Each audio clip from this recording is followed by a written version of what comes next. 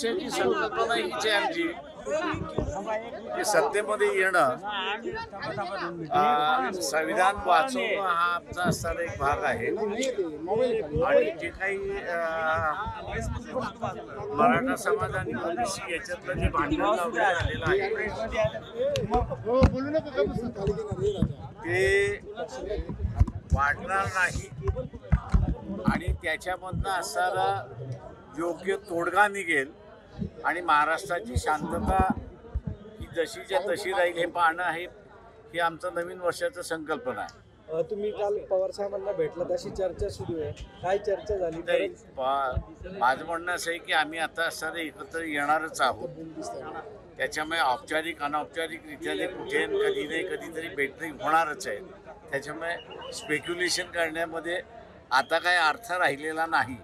म्हणजे ज्यावेळेस आम्ही पत्र लिहित नव्हतो की आम्हाला असणारा इंडियामध्ये सहभागी घ्या, त्याच्यामुळे असणारं ते इन्क्लूड आहे की NCP सुद्धा इन्क्लूड आहे, काँग्रेससुद्धा आहे, शिवसेनासुद्धा आहे.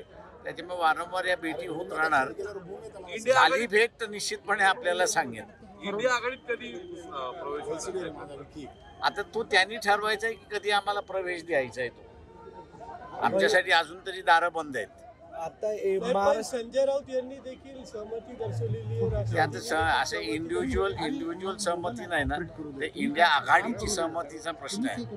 सगळ्यात कोणाचा विरोध होतो मला माहित नाही आहे. आता महाराष्ट्राच्या बाहेर एक उद्योग जायला सुरुवात झाली आहे. पानबुडीचा प्रोजेक्ट बाहेर चाललाय, तरी महाराष्ट्रातले मुख्यमंत्री उपमुख्यमंत्री काय बोलत नाही यावरती. ते माझं म्हणणं असं मी याच्यावरती एक असणारा पूर्णपणे मी थांबलो याच्यासाठी की त्या दिवशी इंडिया आघाडीमध्ये आम्ही सहभागी झालो, तर त्याच्यामध्ये या पंतप्रधानाने गेल्या 10 वर्षामध्ये देशाला कसं खोकलं केलेलं आहे याचा एक आराखडा आम्ही मांडलो.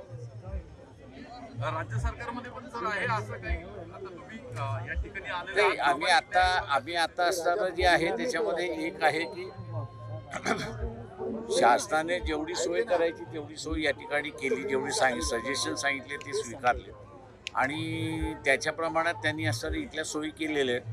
त्याच्यामुळे महाराष्ट्र शासनाचं आजच्या संदर्भातल्या ज्या योजना आहे भीमा कोरेगावच्या संदर्भातल्या ज्या आहेत त्या माझ्या अंदाजानं व्यवस्थित त्यांनी राबवल्यात असं मी त्या ठिकाणी म्हणेन.